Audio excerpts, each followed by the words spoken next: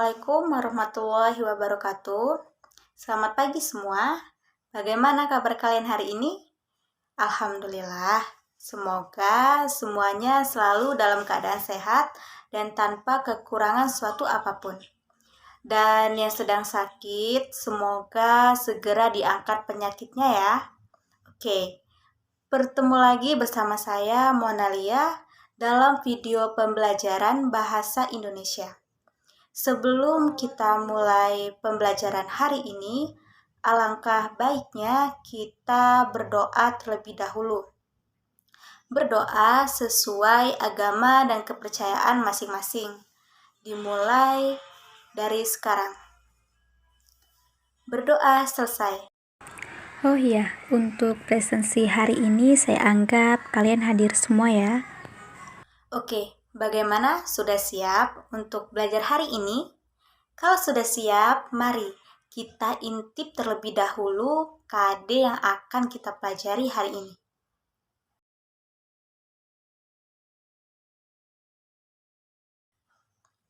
Sesuai KD yang sudah kita lihat tadi, pasti kalian sudah tahu kan? Kita akan mempelajari apa? Ya, benar sekali. Hari ini kita akan mempelajari mengenai struktur dan kebahasaan teks eksplanasi. Nah, setelah mempelajari materi ini, kamu diharapkan dapat menganalisis struktur dan kebahasaan teks eksplanasi, serta terampil dalam memproduksi teks eksplanasi baik secara lisan ataupun secara tertulis, dengan memperhatikan struktur dan kebahasaan secara kreatif selama proses pembelajaran.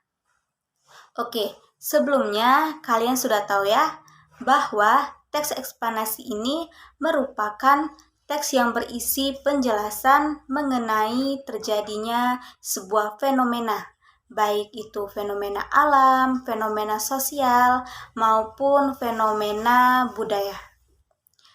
Oke, saya memiliki sebuah contoh teks eksplanasi. Coba kalian perhatikan contoh teks eksplanasi yang saya tampilkan.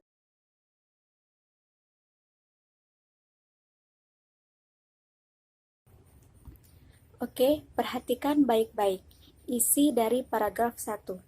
Judulnya adalah Populasi buaya menyusut akibat rusaknya habitat. Nah, apakah paragraf 1 ini sudah menguraikan secara umum tentang populasi buaya yang menyusut akibat rusaknya habitat? Sudah? Oke.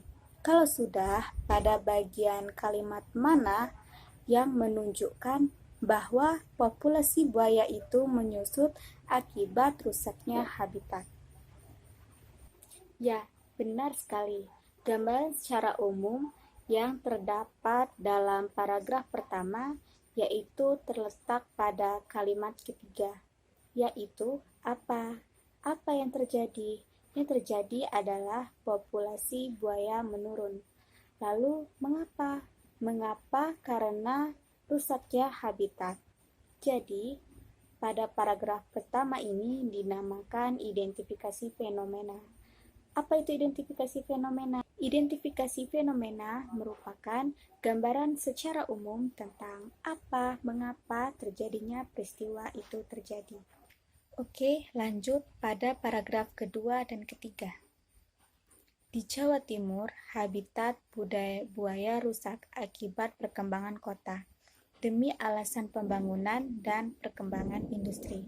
Habitat hutan mangrove berubah menjadi tambak dan permukiman, sedangkan perburuan buaya di Jawa tak semarak di luar Jawa. Perburuan Jawa marak, kata dia, karena semua bagian tubuh buaya bisa dimanfaatkan. Karena itu, banyak buaya yang diburu untuk dibunuh ataupun ditangkarkan. Populasi buaya semakin terancam, katanya. Pada paragraf kedua dan ketiga, itu merupakan proses kejadian. Apa itu proses kejadian? Proses kejadian ini berisi sebab akibat terjadinya suatu fenomena yang juga mencakup akibat yang ditimbulkan. Perhatikan paragraf kedua dan ketiga. Terdapat proses kejadian. Dalam teks tersebut terdapat sebab rusaknya habitat buaya. Sebab yang pertama itu terdapat pada paragraf kedua kalimat pertama, yaitu akibat perkembangan kota. Kemudian sebab yang kedua terdapat pada kalimat pertama paragraf ketiga, yaitu perburuan buaya marak, kata dia. Nah, marak di sini berarti bisa dikatakan perburuan liar.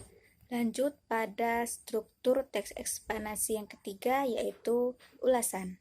Nah, perhatikan paragraf keempat dan kelima. Menurut dia, buaya memiliki peranan penting dalam rantai makanan. Secara ekologis, buaya berperan mengendalikan populasi ikan dan burung air. Untuk itu, populasi buaya harus terjaga dan dilestarikan. Balai Konservasi Sumber Daya Alam harus turun tangan untuk menggiring buaya masuk semakin dalam ke hutan mangrove. Upaya pelestarian buaya, kata dia, harus melibatkan semua pihak terkait, lantaran habitat buaya semakin susut kelestariannya terancam. Oke, ulasan di sini berupa komentar atau penilaian terhadap konsekuensi atas paparan yang sudah dijelaskan sebelumnya. Perhatikan paragraf keempat kalimat pertama. Kata menurut dia itu merupakan sebuah penilaian terhadap sebuah paparan. Menurut dia, buaya memiliki peranan penting dalam rantai makanan, karena secara ekologis buaya itu berperan mengendalikan populasi ikan dan burung air. Selain itu, populasi buaya harus terjaga dan dilestarikan. Oke, dari contoh teks eksplanasi tadi, kita sudah menemukan 3 struktur teks eksplanasi, yaitu yang pertama, identifikasi fenomena, yang kedua, proses kejadian, dan yang ketiga, ulasan. Selanjutnya yaitu kaidah kebahasaan, teks eksplanasi.